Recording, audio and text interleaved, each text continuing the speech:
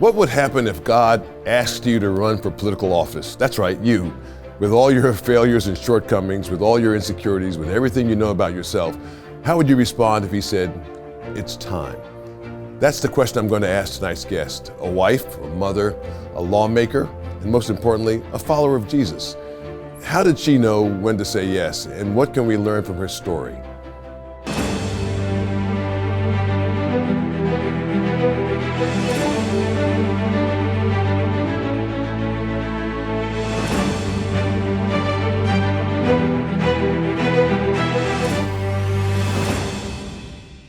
Remember how Moses reacted, that giant of a biblical leader of ancient Israel, when God gave him the assignment on the side of the mountain?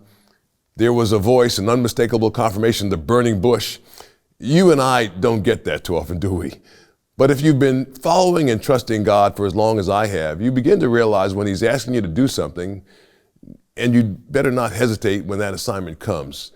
Tonight, Representative Donna Oberlander from Clarion County will join us. She recently completed service as one of the top leaders of the Pennsylvania House of Representatives, the Majority Whip, and is now a committee chair.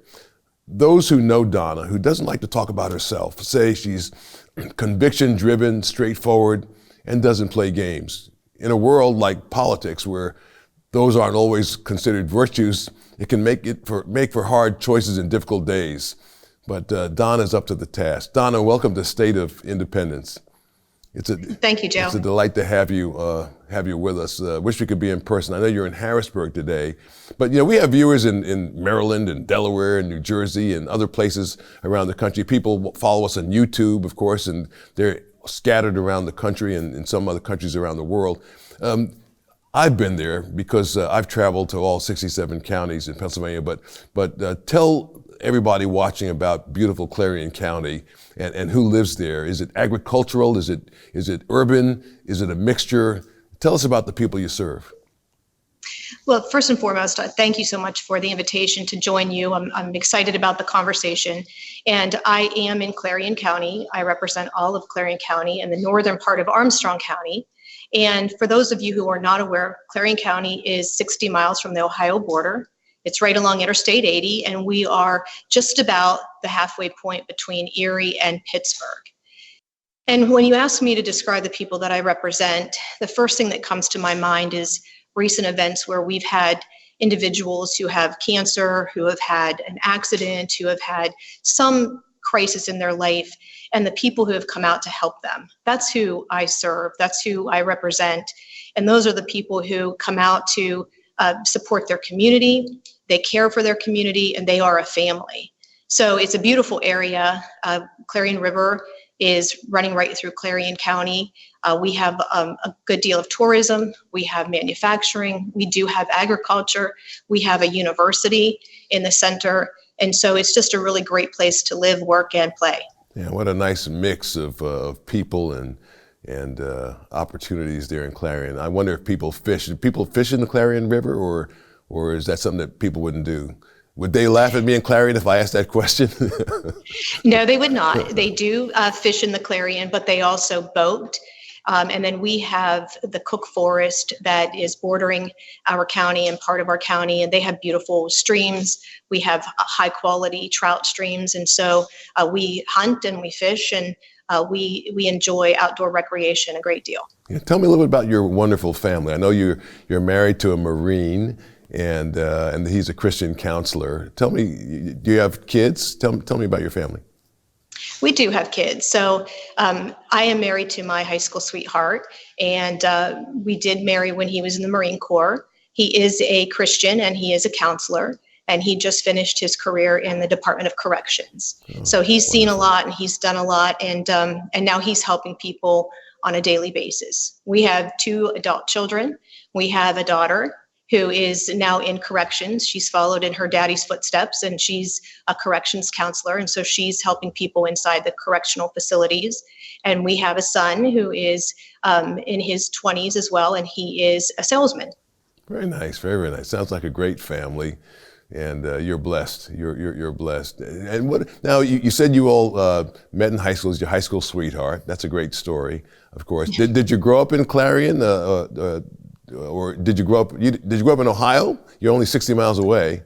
No, I was born and raised in Clarion, loved Clarion, but Derek was actually from Illinois, and his family came to the Clarion area because of the glass plant Yes. where his father worked. And so he started at my school in his 9th grade, and he fell in love with me before I fell in love with him, and he knows it.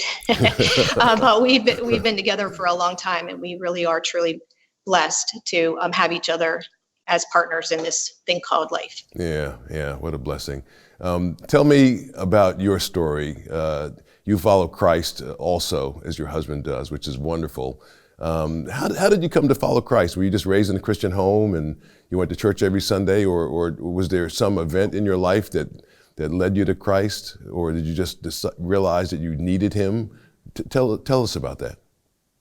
I don't remember a time in my life where I wasn't a Christ follower. And quite honestly, it was my grandparents who, from birth, made sure that I was with them for church.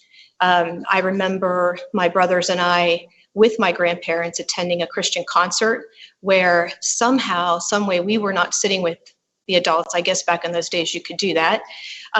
But we felt led, my brothers and I, to accept Christ at that Christian concert. So I was very little, understood the gravity of having him in my life. And so later on did accept him as a more mature adult, was baptized it publicly so that people knew where I was and who I was following. Wow. So he's always been a part of my life, and quite frankly, he's in the background, the front ground. He's there all the time. Yeah, that's great. Well, you obviously have stayed close to the Lord, which is a wonderful thing. There are people who stray from the faith. There are people who knew him when they were kids and then they kind of strayed away and maybe didn't come back. And what a wonderful story that you accepted him at that concert. And then as a more mature person, you made a conscious commitment to serve him and follow him and get baptized. That's a wonderful story for us. So here you are, you're a committed Christian person, somebody who's serious about following Christ. And when do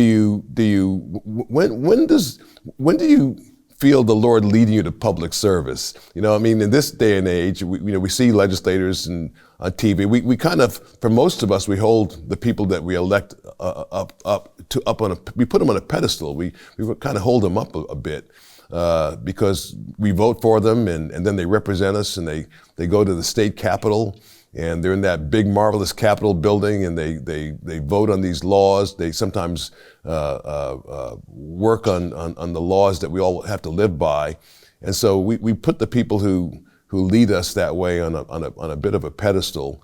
And here it is, the Lord has used you marvelously. I mean, you've been at the top of the ladder, being the majority whip. That's a huge responsibility. How did you get the call to go into public service? What were you doing when you got the call?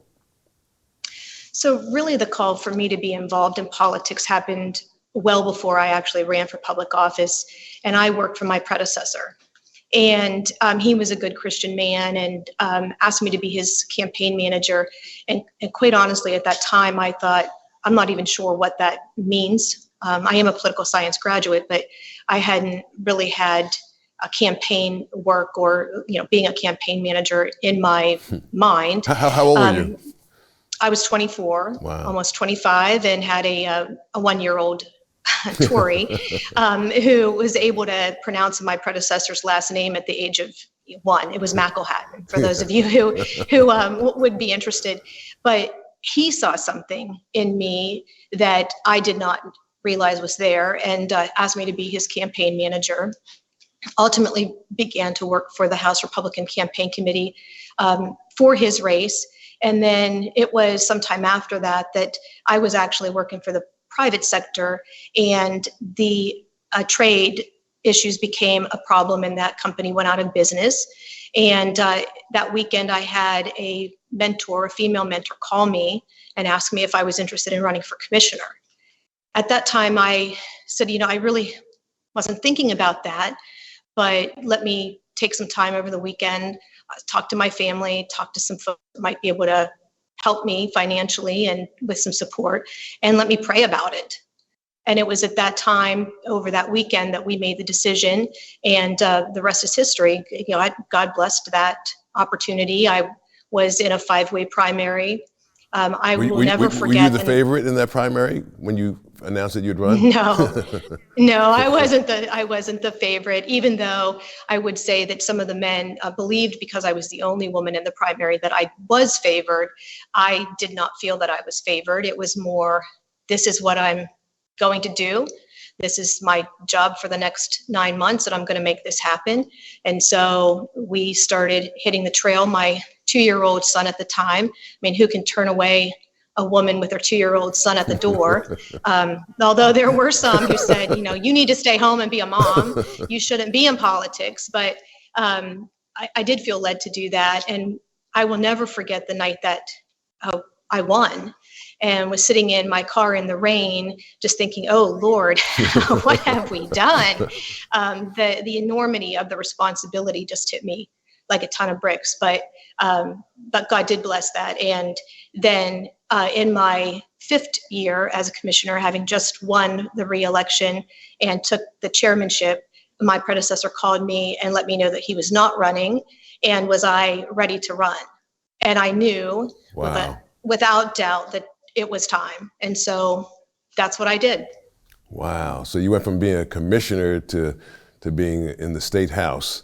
That's correct. And you ran and you won. Were you opposed in that primary when your predecessor said he wasn't going to run? Were there other people that said they were going to run too? Were you like in a? Yes. Oh, so you were in a contested primary then? Yes, I was. It was a 3-way primary, and it was a 3-way general election. And in the primary, I won by 84 votes. That was it. But you only need to win by 1. That's right. So you won by 84 votes. That was a little bit of a nail biter, huh? It was a nail biter. Yeah. For a week, we weren't sure if it was going to hold up with the absentees and those types of things. But we made up for it in the general with almost 70% win. Wow, 70% was a huge, huge win. And then now how many terms have you been in the state house? This is the beginning of my 8th term. That's wonderful. So beginning of 15 years. Wow, that's amazing. So, and you've probably not been opposed too much in your primaries when you've run for re-election? I've not been opposed in the primary, but have had more than enough in the general. Yeah. Well, that's wonderful.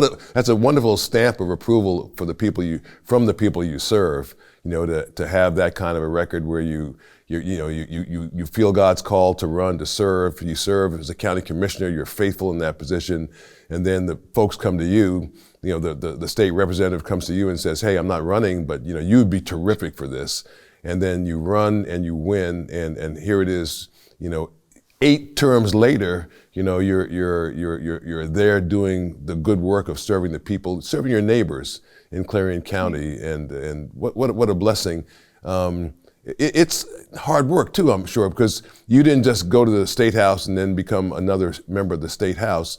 Your colleagues had enough respect for you that they elected you to be Majority Whip. Is that right?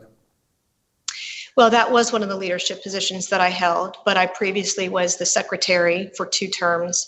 I was the policy chairman for a term and almost a term.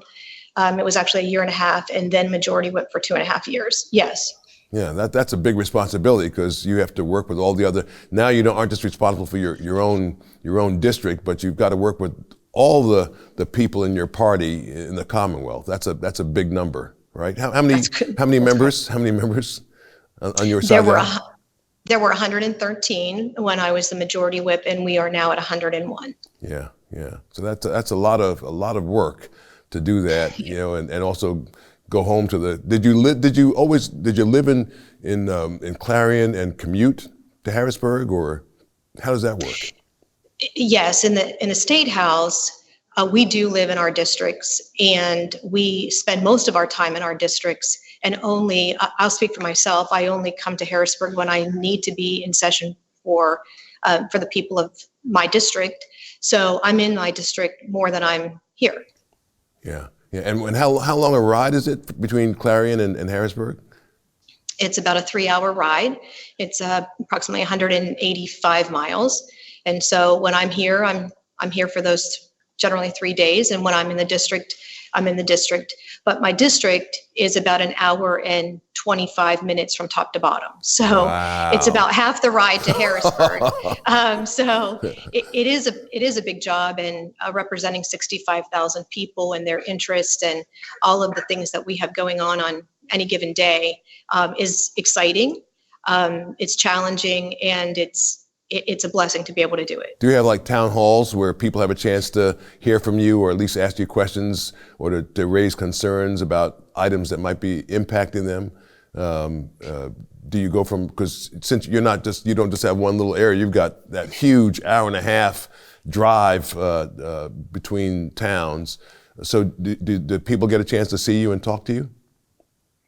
They do get a chance to see me and talk to me, whether it's at church, the Walmart, an outreach that we've scheduled, because we do a lot of outreach, whether it's a senior citizen event or going to the schools to chat, or attending the county fairs, or really just any number of things. I'm always available and always attending events in the district, so that I know what people are feeling and how issues are impacting them, so that I can adequately represent them when I'm here in Harrisburg, their voice. And I say frequently that I am extraordinarily blessed to represent people who have very similar beliefs as I do. They have the same core values as I do. And so it's not quite as challenging to represent their interests in Harrisburg as it would be if I represented a different area. Yeah. Would you do anything differently? Looking back on your illustrious career, is there anything you would do differently? Would you have run sooner for the House? Would you have? Is there anything that you might have done differently? Would you have campaigned differently? Would you, or would you do it all the same? Because that's fair too. I mean. Well, I would like to say that I would do something differently, but the reality is that the jobs that I've had, the opportunities that have presented themselves, the timing that came forth was exactly the right place at the right time, and I wouldn't change any of it. Has politics changed you at all? I mean, you're a very approachable person and very straightforward at the same time, which is a wonderful blend to have. You're somebody that people know they can talk to, and they know that when they talk to you, you're not going to throw them a curveball, which is really nice. Has political life changed you in any way? I mean, I wonder to myself, obviously you're on the stage here all the time. Has anybody ever come to your house or knocked on your door while you're having dinner and said, "Hey, I have a question for you"? So that's a great question. I think it's probably a question better posed to my husband. But really having my husband and my kids and a family, they keep me grounded. My dogs keep me grounded. Every single time I'm on the phone, they act like 2-year-olds and need to be on my lap or having a conversation. So I am the same person that I was when I ran for commissioner, as I was when I ran for state house, as I was as a leader of this caucus until now. And I want to be that same person. Now, I want to have grown. I want to have matured. I want to have learned and continued to learn. But I don't want to change my kindness. I don't want to change my approachability. I don't want to change the confidentiality or the belief that people have in me. And I think that I'm the same person as I was from the very beginning. That's wonderful. When we return, I want to ask Representative Oberlander a question I ask all those who serve in public office. She's kind of answered already, but I want to talk some more about it. What keeps you grounded? And we'll be right back. You're watching Joe Watkins' State of Independence on Lighthouse TV. Positively different. Share your comments about today's program in the comment box at joewatkins.org.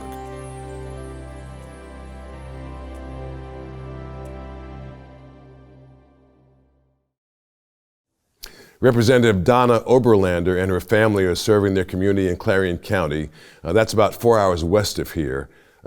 Tell me, Donna, obviously there are challenges. Certainly we all know that we live in a society today where people are at odds with each other. Certainly politically, the political debate has grown pretty contentious these days, and I'm sure that can be discouraging. your heart, you have a right heart, a clean heart, which is so refreshing. I mean, you're there to serve other people for the right reasons. You're a Christ follower, and you know this is where God would have you to be. There've got to be days, I'm guessing, where you might feel discouraged, given some of the discourse, some of the stuff that's going on. How do you deal with that? With some of the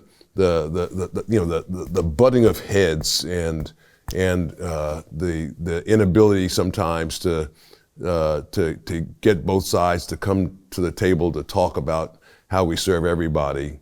How do you deal with that?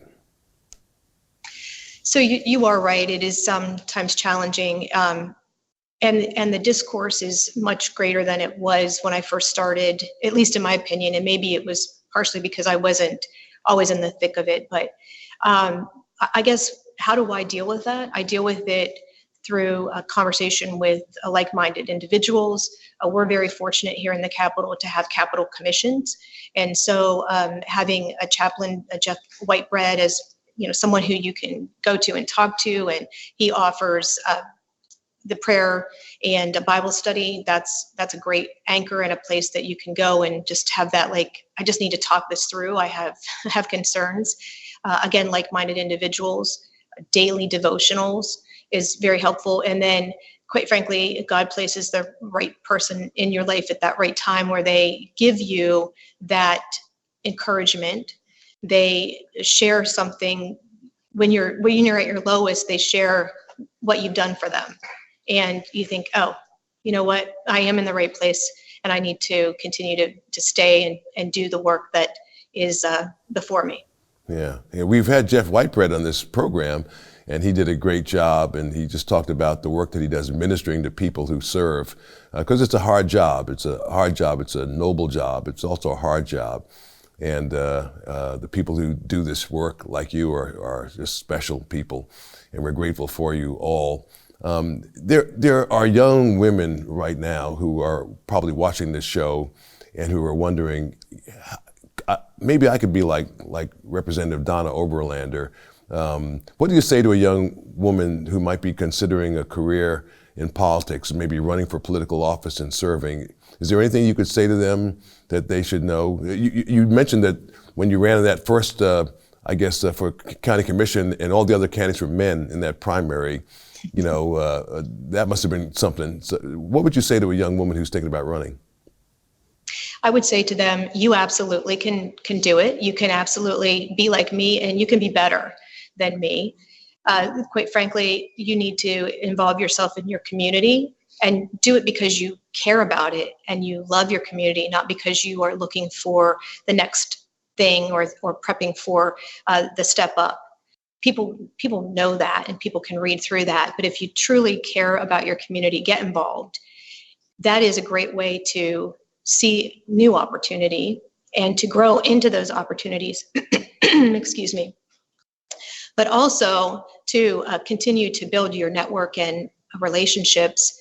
And I would just caution them also to realize that this position is very public, and people are watching what you do, how you behave, what you're saying to your kids, how your kids are behaving, and you're really out there. And so you need to be aware of that before you make that tough decision. Now, my children grew up in the political eye, and they've served well as well.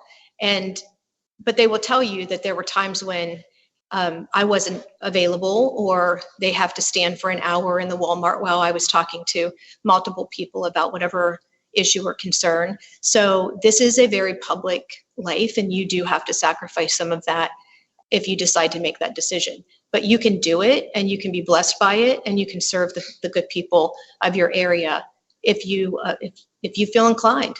You can make it happen. Well said, well said. Representative Oberlander, thank you for being our guest on State of Independence.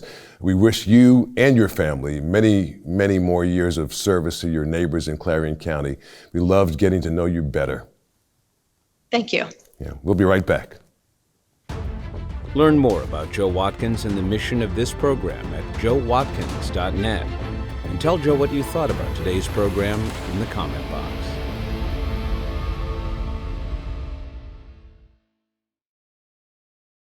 And now let's talk to our great producer, Jeff Coleman. So there's a reason that you won't find somebody like Donna Oberlander on TikTok, right? Or she's been in the house for 15 years, and you've never read really about a controversy or something she said, because she's really taken this job pretty seriously. And you can tell she's straightforward, she's honest, but she also isn't, in the sense of today's successful politician, a self-promoter. I admired that about her. I mean, when I asked her about what young women might be able to do, she says, well, you can do the same thing I'm doing. And she said, maybe you can be better than me. Did you hear that? I heard that. To be better than me. Yeah.